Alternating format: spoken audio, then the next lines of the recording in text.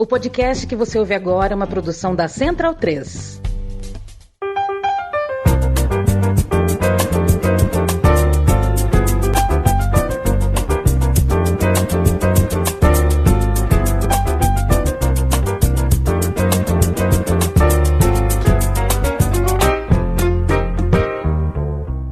Bem-vindo, bem-vinda, amigo e amiga da Central 3. Este é o podcast Meio Campo. Eu me chamo Leandro Amin, estou ao lado de Felipe Lobo, Leandro Stein, Bruno Bonsante e Matias Pinto, o seu time titular. Hoje é dia 10 de junho de 2024. Tia Silvia, tia Minga, um beijo pra você. Esse podcast é dedicado a você. Muita saúde e recuperação. A família com o coração na mão, coração partido. É difícil, mas a gente segue cada vez mais unido. Um beijo pra você. O podcast de hoje e todos os outros são de quem, afinal de contas, me criou e me fez gostar de ler, gostar de escrever, gostar de falar, saber me comunicar. A professora. Um dia fui expulso de sala, viu, Matias? A minha própria tia me expulsou da sala porque eu achava que não tinha nenhuma disciplina, né, cara? Era minha tia, porra, morava com ela. Aí na sala de aula ela queria me dar bronca. Aí eu ficava, não, ela me expulsou de sala. Você sabe que eu estudava na mesma escola da minha mãe, né? E, afinal eu era bolsista. Aí uma vez ela teve que dar uma aula pra mim, né? De substituir a colega, enfim. Aí eu já fui todo pá, né? E aí, mãe? Aqui eu não sou sua mãe, sou a professora Laura. É isso. Te amo muito, tia Minga. O Matias que tá com uma camisa do México, né? Um momento KTO logo de abertura aqui, né? Coloquei 100zinho na seleção brasileira. Achei que você tinha colocado no Criciúma. Não, joguei 100zinho na seleção brasileira. Aí o México começou a melhorar o jogo, fez 2-1. Aí deu escanteio, eu falei, cara, eu vou tirar. Vou ganhar um pouquinho, mas vou tirar agora. Porque pode. Tirei, bateu o escanteio, deu o escanteio, gol do México, 2-2. Eu falei, nossa, ainda bem que eu tirei. Sabe qual é o pior problema que pode acontecer? Toma o gol, aí ia ficar 2-2. Aí você ia tirar pouco dinheiro. Menos ainda. Ia tirar R$10. Aí o Hendrick faz o gol, você fala, puta, perdi tudo. Coisas que acontecem, né, Bruno Bonsante? O moço que prefere Birmingham a Florença. Muito mais bonito, né? Muito mais... claro. Por que eu ia querer... Perfeito. Por que eu vou querer cultura, sol e tipo, museus e tal, se eu posso ter o que quer que Birmingham tenha? Heavy metal. Oi? Heavy metal. Heavy metal, tá vendo? Pronto, eu queria heavy metal. Felipe Lobo, outra coisa, né? Tô tentando vender meu Play 5, né? Cheguei à conclusão que eu não jogo, não dá tempo de jogar a vida, tá correndo. Tô jogando o jogo de Fórmula 1 2019, não tô comprando o jogo. Não achei tão bom assim, não achei legal, sei lá, não curti. Aí perguntei pra 2 amigos se eles queriam comprar. Um falou assim, puta, não vai dar, também tô sem tempo pra nada. Se eu ainda tivesse em casa com filho e tal, até comprava. Aí e o outro falou, puta, não vou comprar porque eu tenho filho, meu filho se vicia, é foda. Quer dizer, um jogou pro filho, o outro jogou pro não ter filho. É assim a vida. Tudo bem contigo? Salve, salve, meu caro e a minha. Eu te diria que assim, realmente tempo é um problema, né? É um problema. Não sei se você já viu que tem um quadrinho que é muito popular nas redes sociais, principalmente no Instagram, que mostra assim, quando você é adolescente, começa a jogar videogame, você tem tempo, mas não tem dinheiro para comprar os jogos, né? E quando você é adulto, você passa a ter dinheiro para comprar jogos, mas você não tem tempo. Então é difícil mesmo. Mas eu te diria, posso te indicar uns jogos aí, se você quiser, que pode ajudar aí. Mas eu não posso falar, né? Eu gasto muitas horas, inclusive passei umas horas jogando um novo joguinho de futebol aí, que abriu beta, o jogo do Cristiano Ronaldo. Achei que era o de logística. Não, eu gosto desses jogos de logística também, né? Inclusive, a Ubisoft anunciou agora há pouco que vai ter um jogo de gerenciamento de cidades, assim, da Roma Antiga, o que eu achei muito interessante, você gerenciar a cidade na Roma Antiga. Eu gosto desses jogos de estratégia. Quase todos que tentaram morreram, viu? Foram mortos. Foram assassinados. Todo mundo que tentou gerenciar a Roma Antiga levaram uma faca nas costas. Talvez o jogo faça isso. Ô, Lobo. Você tem que evitar, né? Ô Lobo, se você acha que eu gosto de poucos filmes, é porque você ainda não conversou sobre jogos de videogame comigo. Nossa Senhora. Não era você que achava o FIFA muito fácil? Não, os jogos de futebol, de videogame, estão numa fase muito ruim. Eu acho que isso é consenso. É a falta de concorrência. Pois é. E então eu jogo tudo, mas o problema é que eu não jogo jogos com monstros que não existem, monstros fictícios, e jogo com arma. Já reduz muito, também complica bastante. O alcance de monstros, se for fictício, fudeu. Então não dá, assim, jogo que dá tiro eu não entra na minha casa. Arma na minha casa, nem no videogame. Mas assim, arma de fogo, e se for espada? Não, puta, pra que eu vou gastar o meu domingo dando espadada no outros? Eu baixei recentemente o Gangsters 2, que foi um jogo que eu joguei muito ali quando eu tinha 15, 16 anos. Tô curtindo. Você vê como é que é? A pessoa jogou desde criança um jogo de gangster e não se tornou um gangster. Pois é. É assim a vida. Leandro Stein, o moço de Jacareí, São José dos Campos. Eu fico puto com essas coisas, viu, Leandro Stein? Torcida organizada do São José. Tudo bem, o time não ganha 15 jogos, mas hoje viralizou, né? Eles conseguiram viralizar um jogo fictício, né? Eles desafiam os profissionais do São José a um amistoso. Damos 2 gols para vocês de lambuja, joguem contra a gente, para humilhar o time, né? Acontece que 5 anos atrás, ou 6 anos atrás, o São José fazia peneira para jogar, viu? Na última divisão, fazia peneira. Os torcedores da Mancha Azul não passaram na peneira por qual razão? Tudo bem, 15 jogos sem ganhar é difícil, mas volta um pouquinho no tempo e tenta entender o lugar do São José tá hoje. Não tem problema você não ganhar nenhum jogo no retorno. Tô ficando puto, a gente fica puto, mas daí a humilhar o time, assim, não, queremos, como se a gente tivesse... Parece que a gente tá falando do Flamengo na Série B. Peraí, gente, não é assim. Leandro Stein, boa tarde. Eu quero saber o que cai na prova hoje, a gente vai falar sobre Vini Júnior, sobre a condenação de racismos. Eu quero que você introduza a pauta aqui pra gente hoje. Boa tarde. Bom, ainda um roteiro amplo, né, considerando os vários assuntos mais maleáveis dessas últimas semanas sem competições, né, assim, considerando esse ato entre fim de Champions e começo de Copa América, Eurocopa, a pausa na Libertadores. Então hoje teremos amistosos, falaremos sobre seleções, especialmente seleção brasileira, falaremos sobre Vinícius Júnior e a importantíssima vitória dele nesse caso de racismo, né? E acho que vitória de todos, não só negros, mas vitória do lado humano em relação ao que é essa condenação necessária e que precisa acontecer mais vezes. Serão esses os assuntos de hoje no podcast. A gente vai falar também de seleção brasileira, tem data FIFA, Euro chegando, tem o Corinthians e suas... Né, o Doidivanas, que presidencia o Corinthians, que conseguiu hoje... eu não sei, às vezes é cera no ouvido, viu, Bruno Bonsante? Você fala, aí você não escuta o que você está falando, e aí você fala qualquer coisa. Às vezes pode ser isso. Em outros casos é picaretagem mesmo.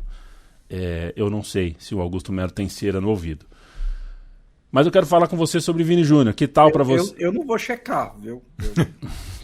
Não vai ser eu que vou. O jornalista geralmente checa se as pessoas são picaretas, não se elas lavam os ouvidos, né? 3 pessoas foram condenadas a 8 meses de prisão por racismo, por ofensa racial ao Vinícius Júnior. O jogo foi Real Madrid e Valência em maio do ano passado, portanto há 13 meses atrás. Além da prisão, os condenados também têm 3 anos, né, de franquia. Né? O Valência franqueou aí 3 anos de proibição a eles. Eles não podem ir a estádio de futebol. Imagino que na Espanha toda, não sei como é que vai ser isso, mas pelo menos nos jogos do Valência, que é o que interessa a eles estão fora. Qual é a representatividade disso? A gente está falando sobre um cara que semana passada a conversa era sobre bola de ouro. Dificilmente esses 2 assuntos se tocam em uma prateleira tão alta, né? É importante também quando, sei lá, um jogador, entre aspas, comum, quando é o Aranha, por exemplo, né? Não é um bola de ouro, mas é um jogador daqui, do Campeonato Brasileiro. Isso é uma coisa. Outra coisa é quando a gente casa o talvez principal jogador do planeta hoje e a principal pauta que a gente tem para discutir, e acho que o futebol vai discutir ainda bastante nos próximos anos essa pauta. É uma decisão, lógico, que importante.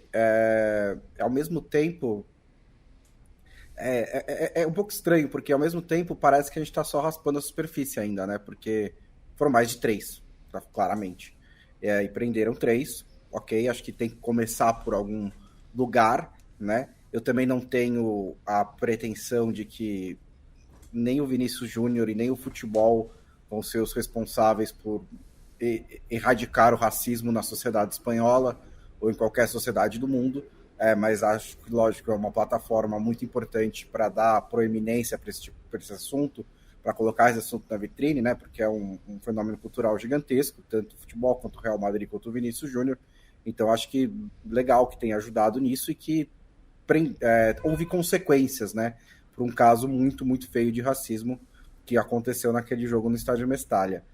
O que mais me chama a atenção mesmo em toda essa história e o que mais me causa admiração em relação ao Vinícius Júnior é como ele tem abraçado a causa, né? Porque é comum, e já aconteceu, eu acho que esses jogadores têm todo o direito de fazer isso, que às vezes quando um jogador negro é alvo de racismo, ele dá uma declaração, diz que racismo é errado, ou até às vezes mais inflamatória, mais dura, mas ele não necessariamente se transforma em um ativista pela causa. E, de novo, eu acho que ele tem todo o direito de fazer isso, porque ser jogador de futebol já é difícil o suficiente, ser jogador de futebol e ativista deve ser muito mais difícil ainda, e ele não tem nenhuma obrigação de fazer isso, né? Ele é vítima de um crime quando isso acontece. Mas o Vinícius Júnior claramente quer, né? Ele quer ser isso. Bom, seu microfone tá pipocando um pouco. Deu uma crescida assim, ao longo da fala. Mas eu queria aproveitar justamente um gancho que você falou, né? Sim. Que justamente desse posicionamento do Vini, ele disse, né, que deixa de ser vítima para ser algoz, né? Então, mostra aí também o ativismo justamente, né? Tipo, que deixou de reagir para fazer, né? Fazer valer a lei, né? Porque justamente é de um crime que a gente está falando, né? Então, eu acho que espero, né, que seja a primeira de muitas condenações, caso, claro, os casos de racismo contra o Vinícius e outros jogadores negros e estrangeiros na Espanha sigam acontecendo, né? Melhorou? Sim. Melhorou. Então, exatamente. Acho que o meu ponto principal é esse. O que mais me causa admiração é como o Vinícius abraçou essa causa até o ponto, né, de se taxar, de se rotular de algoz de racistas, né, em vez de vítima de racismo. Eu acho que é um jogo de palavras ali que tem uma força, um peso muito grande.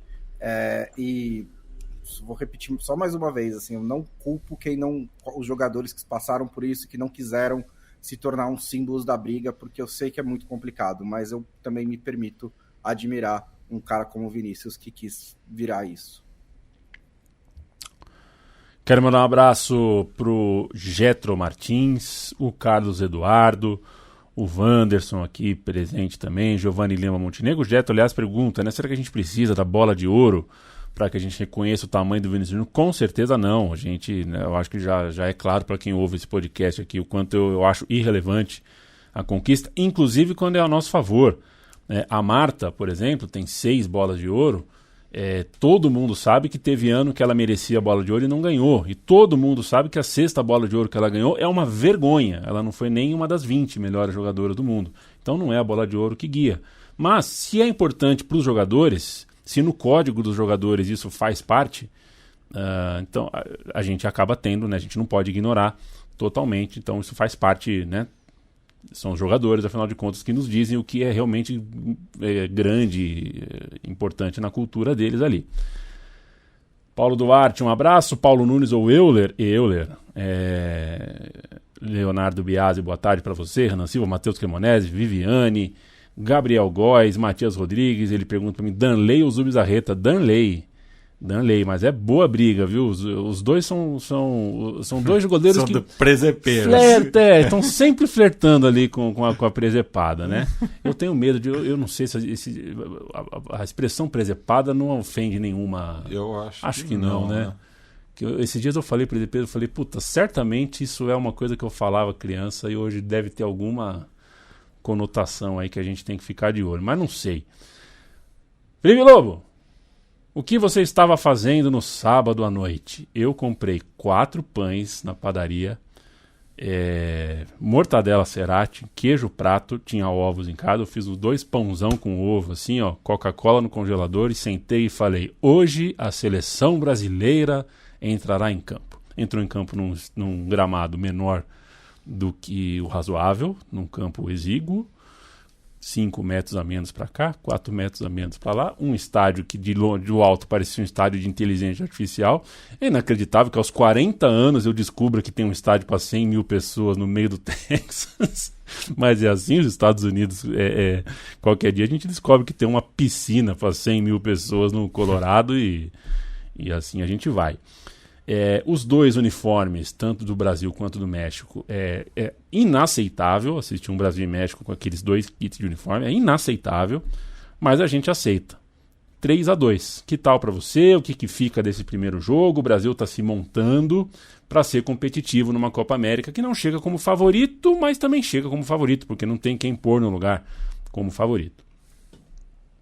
Eu achei o jogo abaixo, assim, do que esperado. É normal até num jogo de preparação o time não ter um desempenho fantástico, ainda mais entrando com reservas, né? Jogou com uma boa parte do time reserva ali. Eu imagino até que o Dorival tá dando oportunidade para testar um pouco alguns dos jogadores, como o próprio Andréas Pereira, que fez um dos gols. Imagino que ele tá pensando em como utilizar, né, o Andréas Pereira, que imagino de início seja reserva, mas eu não gostei muito do que eu vi em campo, não. O México não me surpreendeu, porque o México tem sido um time ruim de assistir, né, há algum tempo já. Mas o Brasil eu esperava um pouquinho mais, não que era para ser um jogaço e nem nada, mas eu esperava mais e eu não entendi muito a opção por tantos reservas também. Eu imaginava, até falamos aqui no último podcast, que o Vinícius não fosse entrar como titular. Não faria nem sentido, ele jogou a final da Champions uma semana antes. Mas eu achei que ia ter mais jogadores titulares, né? Então acho que ficou abaixo. Mas tem alguns pontos interessantes, assim. Eu achei interessante a atuação do Ian Couto. Eu não achei que ele fez um grande jogo, porque ele sofreu muito defensivamente, e esse é um problema que ele tem, né? Não é um jogador defensivamente sólido, mas eu acho que é interessante o contraste entre os 2 jogadores da posição. A gente tem o Danilo, que hoje é um zagueiro, joga como zagueiro na Juventus, já não joga de lateral há algum tempo, então aqui é um jogador mais para ficar postado defensivamente e dar a opção ali, e o Ian Couto, que é um jogador mais ofensivo. Eu achei que foi uma opção interessante ver o Ian Couto jogando. Eu gosto muito do Guilherme Arana, eu acho inclusive que ele deveria ser o titular. Eu imaginava que ele fosse titular na Copa já, se ele não tivesse machucado. Imagino que ele fosse titular numa situação normal. Mas o Andréas Pereira eu achei que foi relativamente bem, não só pelo gol. Acho que ele fez uma boa temporada, né, no Fulham. Mas de novo eu não entendi por que ele não pôs o Endrick para jogar de titular. Fica uma coisa assim, que eu entendo que tem uma coisa, mas tem que tomar cuidado com um jogador muito jovem e tudo mais. Tudo bem, mas aí ele colocou o Evanilson, que tudo bem, eu entendo que é um teste interessante. O Evanilson é um bom jogador, mas todo mundo quer ver o Endrick, né? O Endrick é um jogador muito fora de série, né?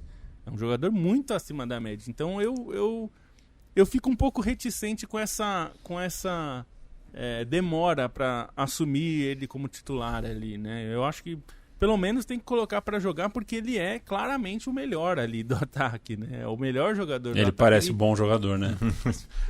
Então assim, eu não entendo por que tanta relutância e parece essa... Porque no caso do Abel Ferreira, no Palmeiras, eu entendo, o Palmeiras era um time muito mais azeitado, muito mais pronto do que a seleção, né? E o Palmeiras tinha jogadores atuando, ainda que o Endrick viesse pedindo passagem, mas o Palmeiras vinha funcionando bem, né? Não era um time que estava se reconstruindo exatamente. Ainda passou por alguns ajustes, E quando o Endrick subiu de produção, ele virou titular e tudo mais. Eu entendo mais o Abel de ter demorado um pouco mais para colocar o Endrick no time. O Dorival não, porque ele está construindo um time completamente novo, né? E ele não achou um cara dessa posição, né? Ele está procurando e quem está entregando é o Endrick. Então, eu espero que na Copa América ele jogue. Inclusive, estou curioso para ver se ele vai jogar com Rodrigo, Vinícius e Endrick, né? Que é o ataque Real Madrid agora, né? Vamos ver o que vai acontecer, mas não acho que teve grandes destaques do Brasil, não, e não acho que dá, por enquanto, não dá para se empolgar muito pensando em título, porque vendo a Argentina jogar, a Argentina, mesmo quando não joga bem, joga como time. O Brasil ainda não tem isso, me parece. Eu acho que os testes eles são compreensíveis, né? Pensando que enfrenta, eu acho que um México que vem até num processo de renovação ainda mais intenso do que o Brasil, até pensando, né, que a seleção mexicana no último ciclo mundial não conseguiu se classificar ao mata-mata pela primeira vez em mais de 30 anos, né? Desde a ausência na Copa do Mundo de 90, quando não disputou, né, por questões extra-campo. Então, o Dorival não repetiu nenhum dos 11 jogadores, né, que jogaram contra a Espanha. O jogo foi contra a Espanha foi em março, né? Na última data FIFA. Na né? última data FIFA. Tem coisa aí de 3 meses, mais ou menos, não repetiu nenhum dos 11 daquele time inicial. Vários deles acabaram entrando ao longo do jogo, né? Inclusive o Lucas Paquetá, né? Que imagino que não começaria de titular de qualquer forma, né? Por conta também das acusações que ele vem enfrentando, mas daí entraram, né, Bruno Guimarães, João Gomes, Vinícius Júnior e o Endrick, né, que foi muito importante naquele empate contra a Espanha, né, que a entrada dele muda o Brasil, né, naquele segundo tempo, né, porque foi para o intervalo perdendo por 2-0, ele é um dos principais responsáveis pelo empate transitório e que se confirma depois, né, com mais um gol para cada seleção, mas algumas opções do Dorival também, né, de testar outra formação na zaga, né, com o próprio Éder Militão, que foi um jogador que chegou à titularidade no São Paulo durante a primeira passagem do Dorival pelo clube, né, o Bremer, que tem sido muito pedido também, né, esse teste, já que eu acho que uma dos setores que tem mais dúvidas atualmente no Brasil é justamente em relação à defesa, né? Daí o Guilherme Arana voltando à seleção pela esquerda, o Ian Couto já citado pelo Lobo, e vamos ver, né, como vão ser os próximos testes aí contra os Estados Unidos, né, que serão os anfitriões da próxima Copa América na quarta-feira, né, nesse meio de semana. Para tentar imaginar mais ou menos, né, o que o Dorival está esboçando para a seleção brasileira no torneio continental. Você acha que o Augusto Melo tem problema no ouvido, Matias? Eu acho que não é bem no ouvido. Perfeito. A gente vai falar no episódio de sexta-feira, toda segunda e toda sexta, né? A gente tem episódio de sexta-feira, a gente vai falar com mais detalhes, bons tempos em que a gente tinha um site com Bruno Bonsante, Felipe Lobo, Leandro Stein, tinha um guia, seleção por seleção, o que esperar, convocação, tudo mais. A gente não vai ter isso por escrito, mas a gente vai conseguir conversar aqui, falar com vocês sobre a Eurocopa que vai estar começando. Começa na próxima sexta, a gente vai dar mais detalhes, vai conversar melhor sobre isso na ocasião. O Leandro Stein, falamos sobre seleção brasileira, acho que está claro que a seleção do México, inclusive o Marcelo Bielsa cornetou, né, a seleção do México. O Uruguai enfiou 4-0 no México e na coletiva o Bielsa falou, pô, não é possível, esse time vai jogar contra o Brasil? Tem que se fechar um pouco, como é que é? O Bielsa tem uma citação bem famosa que ele tem a antipática obrigação de ser sincero. De fato, o México não chega bem e não é nem para a Copa América, né? A seleção do México deu aquele azar que o Brasil vai pegar em 2027, infelizmente, na minha humilde opinião, com a Copa Feminina. Vai sediar a competição quando não tem time para ser protagonista. são escolhas, é um momento político, tem que ser, mas a seleção do México não me parece ter fagulha, assim, não parece ter um ponto de partida para ser mais competitiva. Mas o que mais você viu, o Stein, desses últimos dias? É impressionante a racha de vitórias da Colômbia, né? O que a seleção colombiana tem feito é digno de nota, e dessa vez enfiou 5-1 nos Estados Unidos. Não são só resultados, vitórias, mas aparentemente... né? Eu não assisti quase nenhum desses jogos da Colômbia, assisti contra o Brasil e gostei muito. É impressionante, né? E o que mais você tem de destaque aí para dar pra gente sobre esses amistosos da FIFA, além da Colômbia? Não sei se você quer falar sobre a Argentina do Messi, que é a grande favorita para essa Copa América. Enfim, a palavra é sua. Bom, acho que pensando nesses jogos pela América, né, a Colômbia fica muito em evidência exatamente porque das seleções da CONCACAF, os Estados Unidos representam o principal perigo, né? Os Estados Unidos estavam com várias peças principais ali no time, tava com o Pulisic, tava com o Balogun, que começa a assumir o ataque, tava, enfim, com o McKennie no meio campo. Então, assim, não é que os Estados Unidos estava fazendo um jogo de testar o time em si.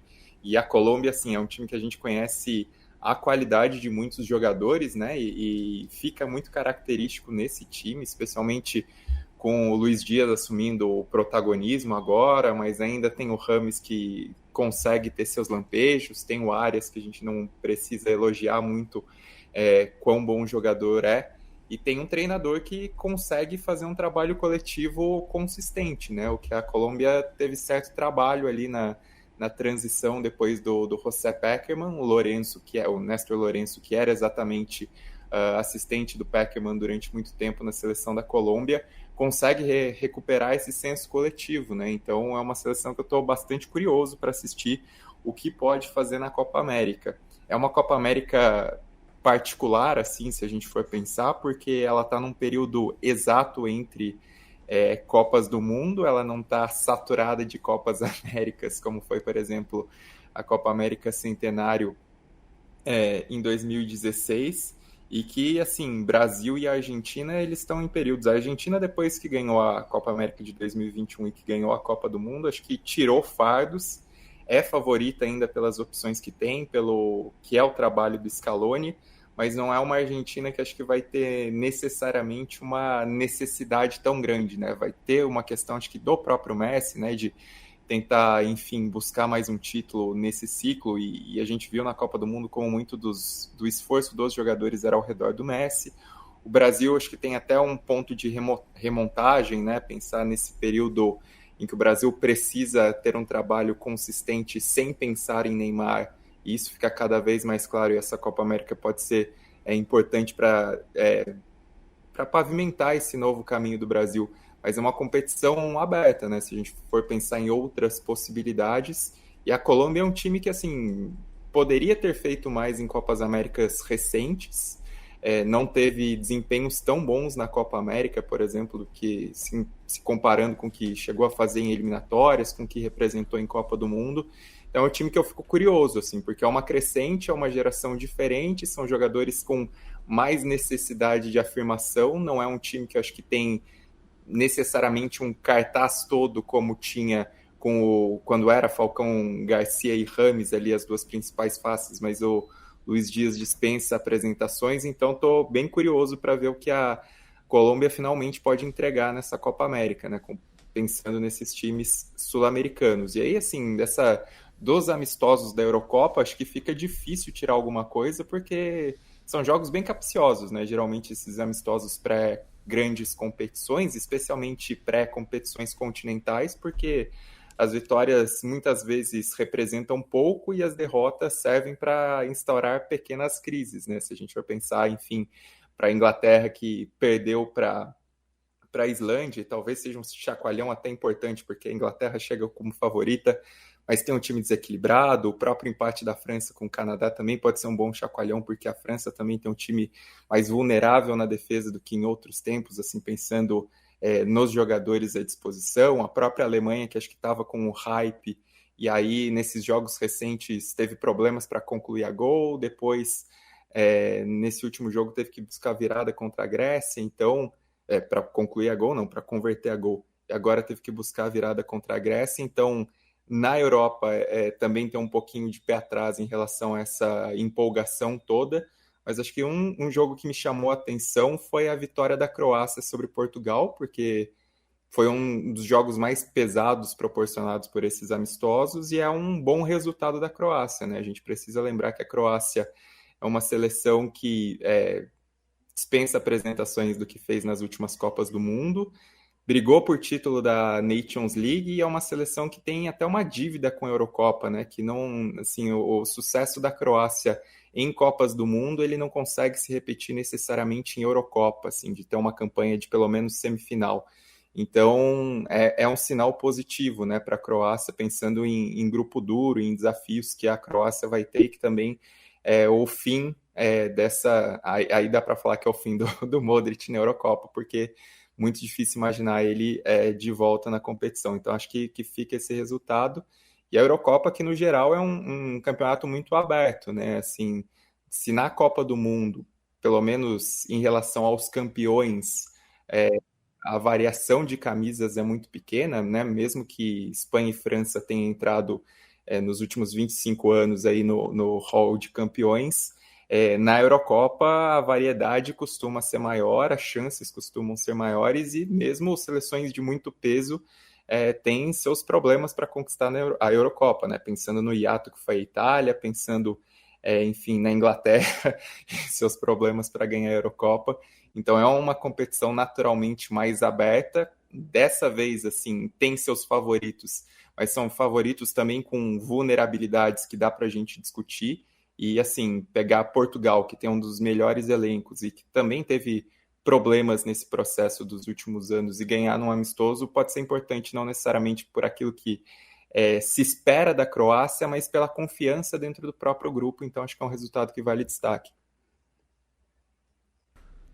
Perfeito. Eu quero mandar um abraço para o Vinícius Carrillo, que está em Bremen, na Alemanha. Vai assistir Croácia e Albânia lá em Hamburgo em breve e diz que pode ser o nosso repórter local. Mas, ô Vinícius, esse negócio de repórter local é meio roubado, né? Eu já sei como é que é essa. Vinícius, como é que tá aí em Hamburgo? A cerveja tá muito gelada, as pessoas estão muito animadas, a festa é muito grande, hein? É assim, aí entrevista 1, quanto vai ser? 2-0, quanto de quem? Gol do Close. E vai essa coisa, o dia que eu tiver a minha TV, não tem repórter não vai ter helicóptero seguindo o ônibus, porque essa coisa de ver o ônibus chegando no estádio, pra mim, é uma coisa que já deu, e não vai ter gente na porta do estádio entrevistando o torcedor mamado. E também os sóbrios, pode ser sóbrio, também não gosto, os sóbrios também são sem graças, né? O torcedor mamado é chato, inconveniente, e o sóbrio é sem graça. Então não vai ter isso. Mas obrigado, Vinícius. Se a gente conseguir aqui um Caraminguá para ter uma reportagem ao vivo em Hamburgo para Croácia e Albânia, tenho certeza que a gente vai chamar. Vai ter coisa nova e provavelmente a gente vai entregar alguma coisinha nova ao longo da Eurocopa. Vocês que nos seguem ficarão sabendo. Próximo assunto deste podcast, a classificação, Matias, da seleção palestina, né? Na África, na Ásia, eliminatórias da Copa já estão pegando, na CONCACAF também, o que é bem curioso, né? As eliminatórias na CONCACAF sem o Canadá, sem os Estados Unidos, sem o México, é uma competição curiosa, ainda que eles de qualquer forma não entrariam nessa fase. Ontem eu assisti uns 20 minutos de Jamaica e Martinica, rapaz. Legal, foi interessante. Antropológico, domingo sem porra nenhuma para fazer, foi interessante. A Jamaica fez 2 gols no tempo que eu assisti. Que tal para você a Palestina, enquanto simbolismo? A gente sabe que não vai para a Copa do Mundo, não vai chegar até a Copa do Mundo. O futebol tudo reserva, qualquer surpresa pode reservar, mas é muito difícil, até porque vai chegar na Copa de que jeito, né? Mas se classificou. Isso já é alguma coisa bastante grande. A seleção palestina vai bem nas eliminatórias da Ásia. Isso, né? Passou pela fase de grupos, né? Lembrando que agora, com o aumento das vagas, né? Para todas as confederações, a Confederação Asiática teve um incremento aí, né? Então, a Palestina já não jogou a fase preliminar, né? Por ser uma das seleções ali do pelotão médio, né? Não está tão abaixo, né, quanto, enfim, países como Bangladesh, Maldivas, enfim, tem um futebol, apesar, né, das condições, não tão incipiente quanto outras nações asiáticas, no qual o futebol não é, né, a modalidade esportiva mais popular, como é o caso de Bangladesh, né, que estava no grupo I, com a Palestina, Austrália e Líbano, e a Palestina até conseguiu a classificação antecipadamente, né, com o empate contra o Líbano, e daí é uma curiosidade também, né, porque o Líbano é o país com o maior número de refugiados palestinos no mundo, né, isso, enfim, já há décadas, né, são gerações de palestinos que vivem no Líbano nessa condição e que não têm também todos os direitos assegurados, né? Então, com esse empate jogando, enfim, na condição de mandante, né, mas não em casa, a Palestina garantiu a classificação para essa segunda fase. Lembrando que daí agora vão ser 3 hexagonais, no qual os 2 primeiros se classificam diretamente para a Copa do Mundo e os terceiros e quartos disputam daí 2 triangulares, no qual os primeiros colocados vão direto para a Copa do Mundo e ainda tem uma disputa entre os 2 segundos colocados daí para ver a repescagem internacional. Enfim, não sei se está tão longe assim o sonho da Palestina de jogar uma Copa do Mundo. Ainda tem bastante chance, né? Mas é importante ressaltar também, né, que do 11 inicial são 3 jogadores nascidos fora da Palestina, né? Como milhares assim da diáspora já centenária, né, do povo palestino, inclusive um deles de origem chilena, né, o caso do Jonathan Cantillana, que atualmente joga na Liga Indonésia, mas ainda temos o Essam Abu Ali, que é dinamarquês e joga atualmente pelo Al-Ahly do Egito, e também um jogador de origem sueca, o Michel Termanini, que está jogando na Liga da Jordânia, né? Depois de passar por diversos clubes do seu país natal e também pela Liga do Egito. Sempre lembrando que a seleção da Palestina é a seleção de parte da Palestina, porque Israel não permite que jogadores que moram na Cisjordânia encontrem jogadores que joguem, que vivam na faixa de Gaza, em Gaza, e juntos façam uma seleção. É o mesmo que você falar que a seleção brasileira é a seleção só de Santa Catarina e do Paraná, e o resto do país não pode jogar nessa seleção. E inclusive um dos titulares também nasceu em Israel, né, fez quase toda a sua carreira por clubes israelenses, né, inclusive no Maccabi Haifa, mas atualmente joga na Liga Azeri, né, um país de maioria muçulmana. E tem toda essa questão logística também, é bom ressaltar, no próprio campeonato da Palestina, né? Acabam sendo competições distintas entre faixa de Gaza e Cisjordânia historicamente, porque não é permitido esse trânsito, né? Assim, se não é permitido um trânsito básico dos jogadores se encontrarem em relação à seleção, isso também acaba ainda mais potencializado em relação aos clubes, né? E assim, pensando principalmente nesse contexto de guerra, né? Ele é bastante difícil geralmente para esses países, para os jogadores se encontrarem para o período de treinamentos, né? Assim, o deslocamento de jogadores de países em guerras para período de treinamento costuma ser uma complicação muito grande. Já li entrevistas, lembro uma do Marcos Paquetá, falando sobre quando ele era treinador da Líbia, né, no período de guerra civil na Líbia, como era difícil fazer essa organização para disputar uma Copa Africana de Nações. A gente teve episódio recente na própria Síria, então é algo para se valorizar. Assim, além do contexto do país, os jogadores se inserem ainda mais nisso, né, mesmo que a Palestina conte com esses jogadores da diáspora também, mas assim, e ainda mais um país de futebol do nível mais amador, né, ainda tem essa dependência maior em relação ao deslocamento dos atletas e assim, o impacto disso na própria preparação para as competições. O Renan Silva lembra aqui que tem... Isso tem muito, né, Renan? Legal quando o cara tá em Paris e comenta os acontecimentos de Moscou. Eu entendo. Eu adoro isso. É legal, né, Bruno Bon? Bacana. O seu Não, microfone... eu tava sendo irônico, porque a pessoa geralmente tá lendo Microfone, Guardian, microfone, né, que eu posso ler bom. daqui também. Microfone, bom. Microfoninho, bom. Desligou, agora ele vai ligar de novo. Aí quando liga de novo, vai bem. Tem isso, né? Conflito na Romênia. Pá, entra Candice, direto de Londres. Bomba estourou no Afeganistão. Pá, entra o cara de Nova York. Não dá para ter uma pessoa em cada país, é fato, mas tem um direcionamento editorial nessas entradas. Sim, teve uma vez, né, que teve um atentado em Londres, tinha uma repórter em Londres, mas ela estava tão informada quanto o público em casa, porque, enfim, não tinha acesso, né, ao que estava acontecendo, né, porque a informação tem um dinamismo hoje muito maior. Né? Você que é o fritinho do pra quem fulano torce, Raquel Krahenburg, torce pra quem? Corinthians.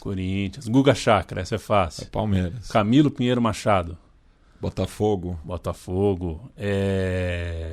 Camarote é Náutico. Camarote é Náutico. Perfeito, tá bom.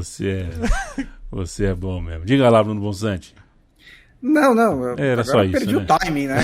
Perdeu o timing completamente. Você voltou, a gente tava falando sobre o time do Camarote. Agora tudo faz. Mas eu posso falar um pouquinho da África, né? Porque por favor. Tem também...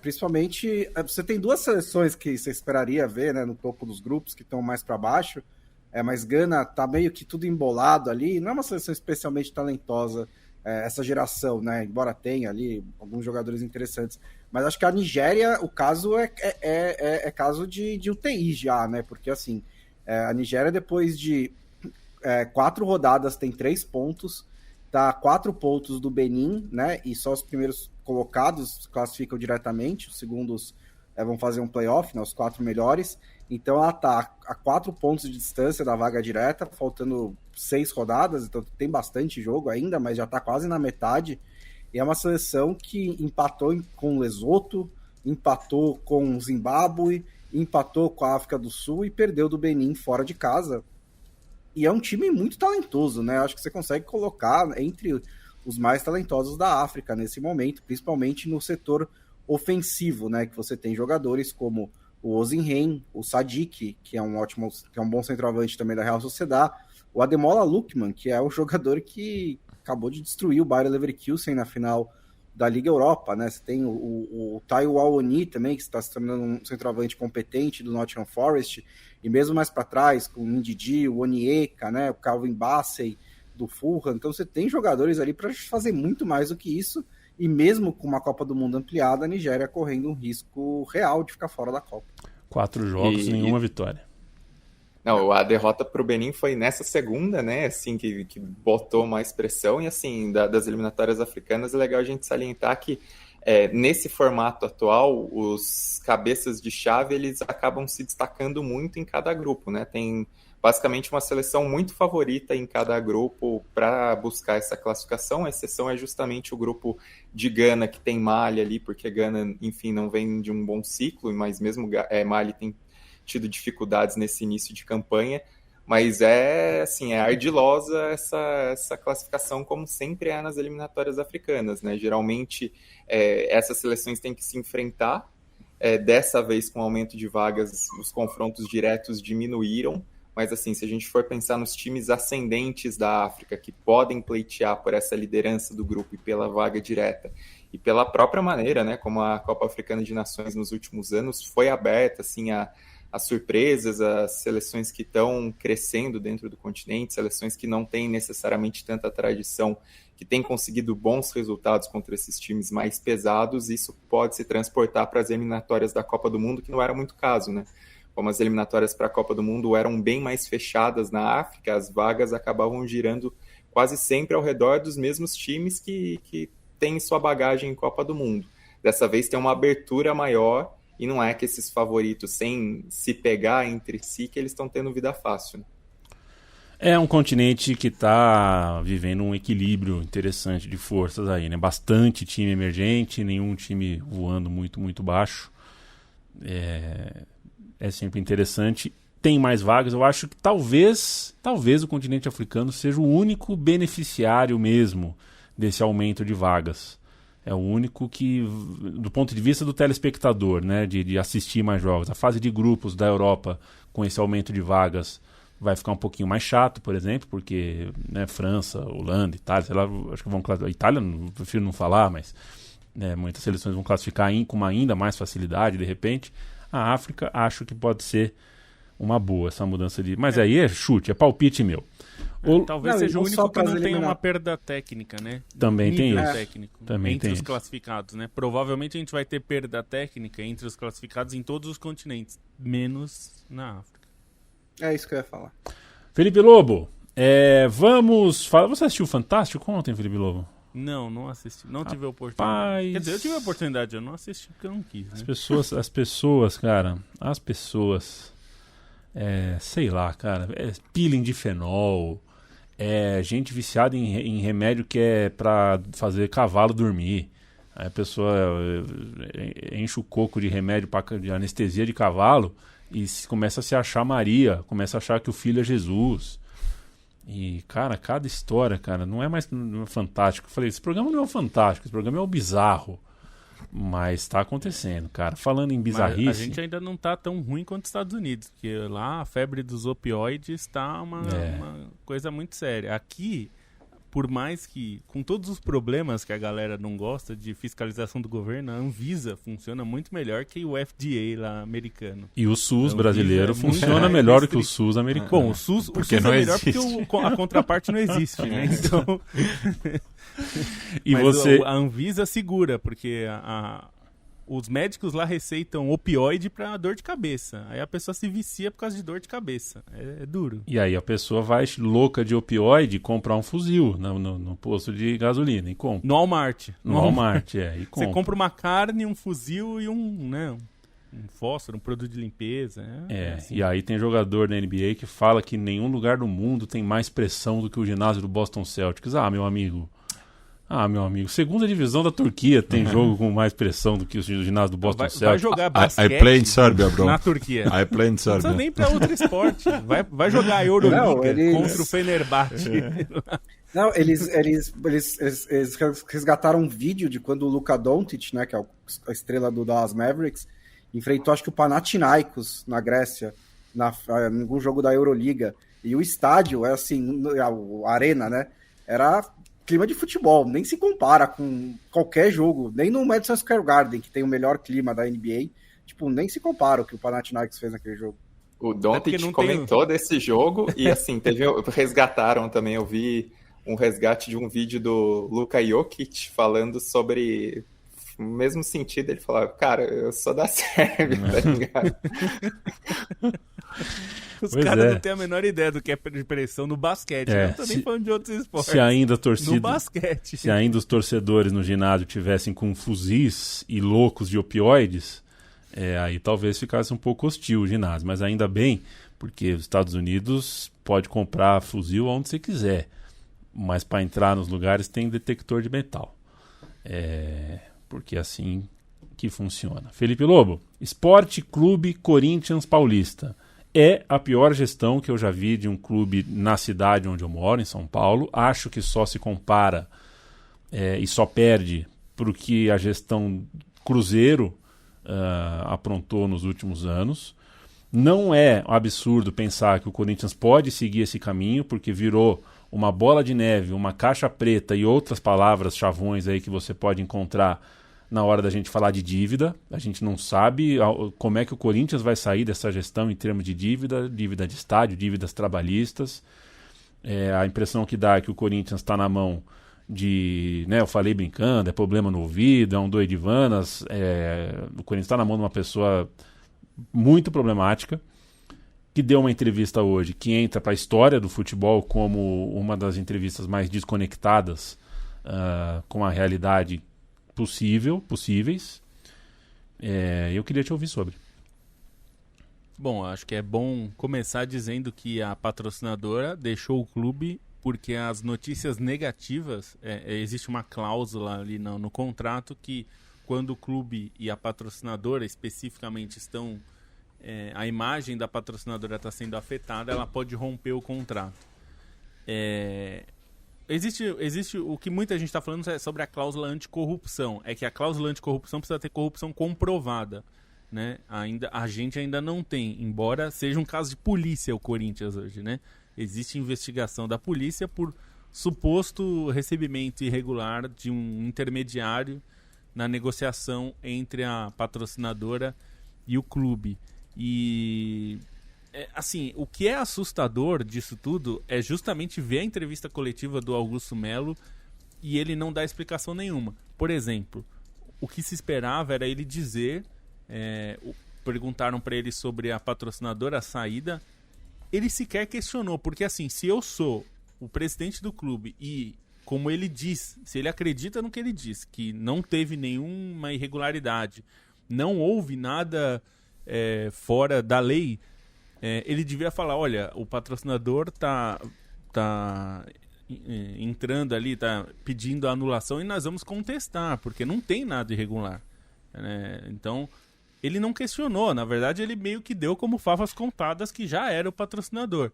E na verdade ele atribuiu à oposição o problema. Ele falou que o problema, porque perguntaram com essas palavras, por que a patrocinadora saiu? E o que ele respondeu foi, por causa da oposição que tá cheio de não corintianos. Assim, o discurso dele lembra muito de um grupo político que falava que quem não era a favor das suas medidas era contra o país. E esse é um discurso muito comum, né? E esse discurso em clubes de futebol, para ser bem justo, não é só ali no Corinthians que existe. É muito comum a gente ver em vários clubes. Quantas vezes a gente viu, por exemplo, assessorias de comunicação dos clubes serem acusadas de não terem só torcedores do clube, como se, né, fosse uma coisa que esse fosse o principal problema, né? Quer dizer, se for torcedor do clube e picareta, pode. Então, assim, o Augusto Melo atribuiu quase tudo à oposição, quis se distanciar da gestão anterior, dizendo que agora tem gente que não pagava estacionamento e agora paga.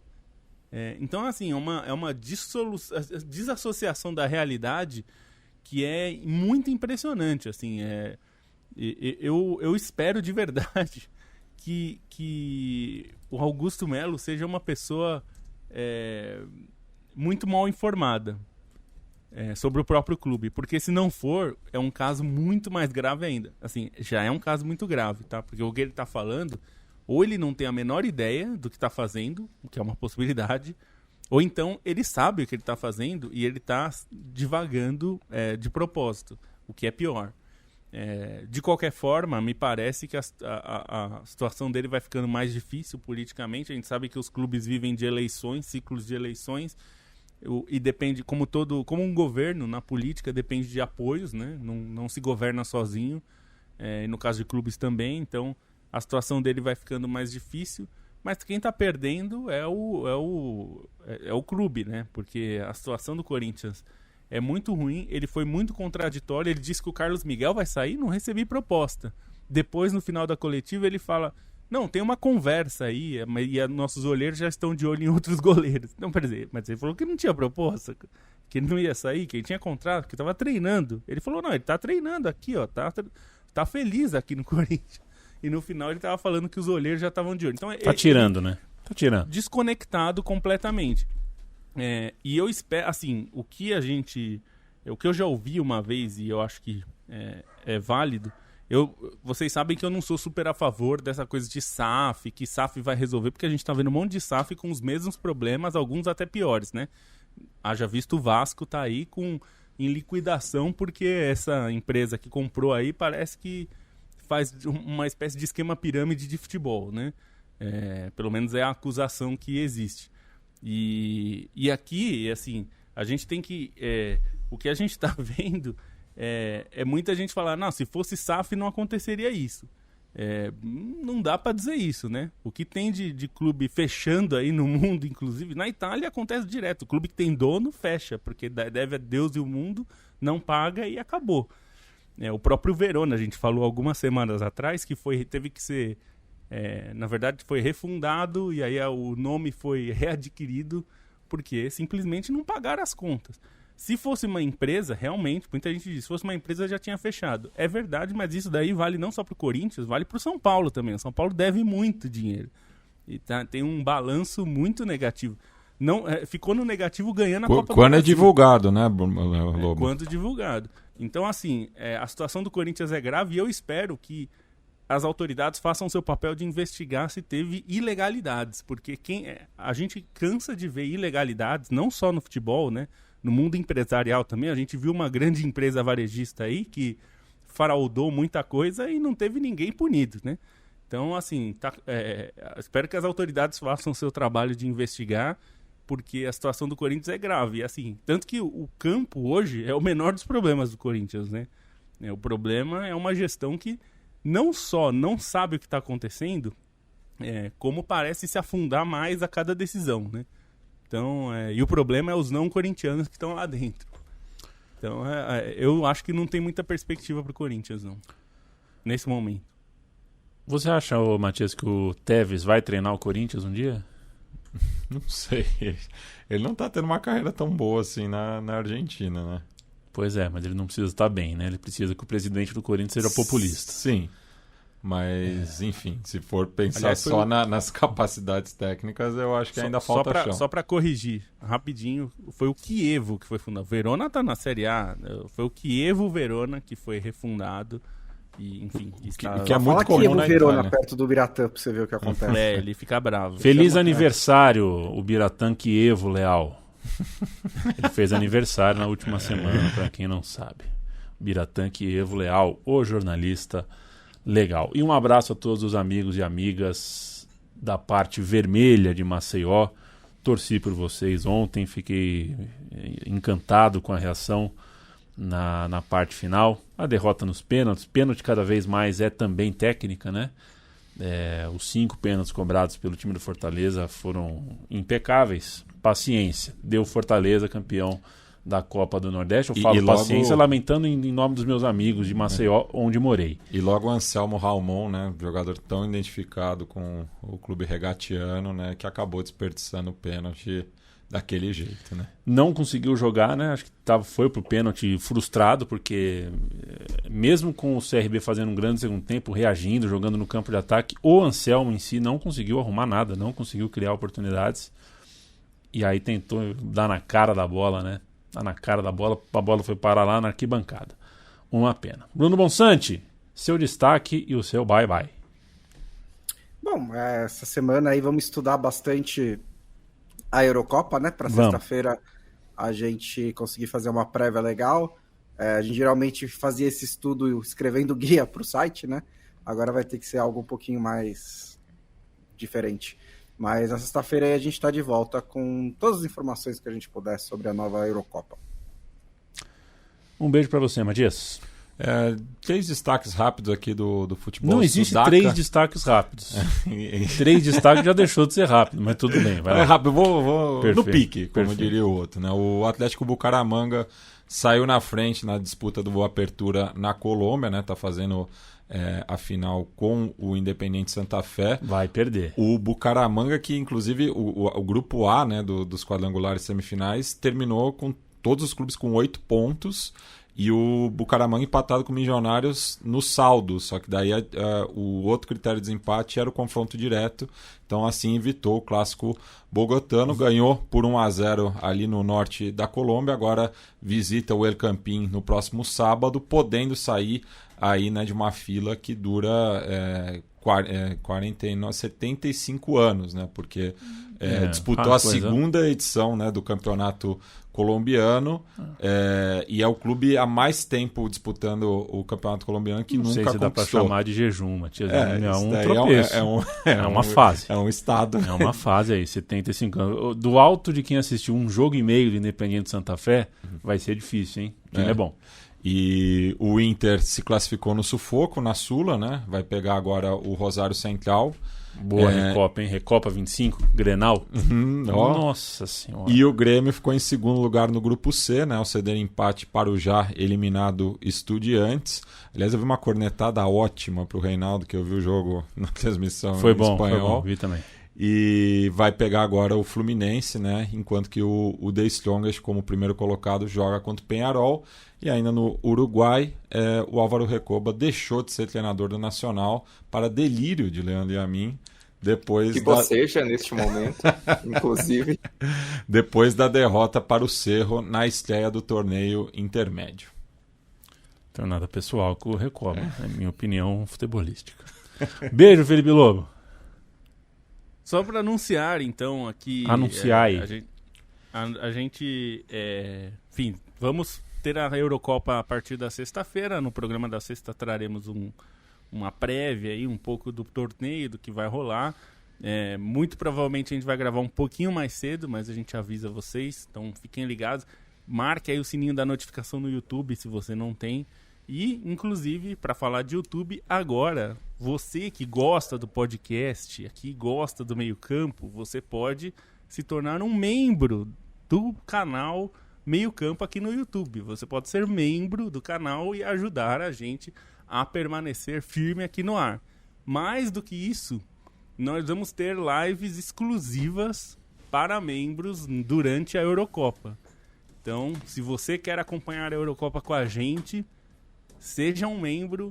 Estão lá todos os benefícios e um deles para o membro a partir do segundo plano vai ser assistir com a gente programas sobre a Eurocopa. Então vem com a gente, porque já que a gente não vai ter patrocinadores nessa edição, o patrocinador vai ser você que é ouvinte e pode contribuir para a gente fazer esse trabalho aí durante a Eurocopa. Seja membro e vem com a gente para a gente fazer mais e mais coisas dentro do Meio Campo, com podcast e com muito mais. Não seja o bobão da turma, seja membro, porque quem é membro não é o bobão da turma. Se você não quiser ser o bobão da turma, seja membro do Meio Campo. E eu marquei uma festa junina, né? Bruno Bonsante, Felipe Lobo, Leandro Stein, eu marquei 3 semanas atrás, vai dar festa junina na minha casa, quem topa? Eu topo, claro que eu topo, não, vamos, meu amigão. Até leva alguma coisa. Tem que levar alguma coisa? Não, faz não sei o que, tal, faz o quentão. Meninas levam doce, meninos levam salgado. Espanha e Croácia, 13h. Itália e Albânia, às 16h. Um abraço, festa junina. O cacete que eu vou. E ainda tem São José depois. O caralho que eu vou. Beijo, Leandro Stein. Tchau, tchau.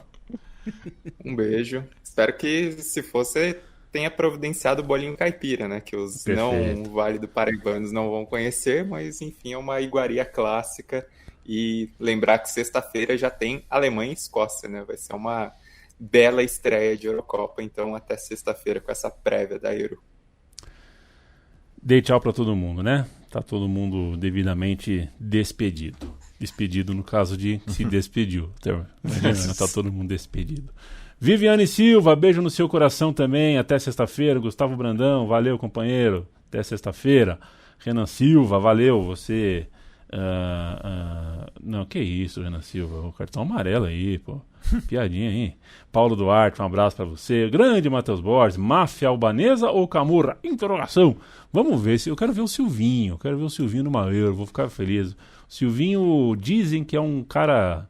Essas pessoas que trabalham com futebol, dizem que o Silvinho é um cara que merece muito sucesso, um cara muito correto. É o tipo de cara que hoje no Corinthians não tem como passar um dia, né? Desculpa, Antônio Oliveira pode ser que ele seja, né? Mas tem que ter estômago, viu? Tem que ter estômago para ser decente e lidar com essa diretoria do Corinthians, porque uma coisa que eu não falei, né? Faltou dizer, viu, Felipe Lobo? Esse cara, esse Augusto Melo, era a melhor opção. O cara que perdeu para ele na eleição era pior. Essa é a maior loucura, né? O Corinthians realmente está num lugar muito preocupante. Gente, sexta-feira a gente está de volta. E meu último pitaco para vocês é Carlo Ancelotti, feliz aniversário, né? Você fez aniversário recentemente, hoje, ontem, sei lá. Mas foi bom enquanto durou, tá? Enquanto você, né, enquanto eu achei que era verdade o que você tinha falado, foi bom enquanto durou.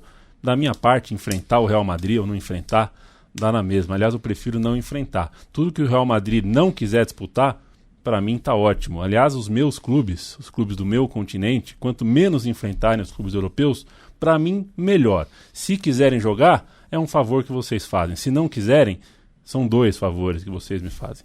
Joguem entre vocês, fiquem à vontade. No que depender de mim, tô nem aí. Beijo, até sexta-feira.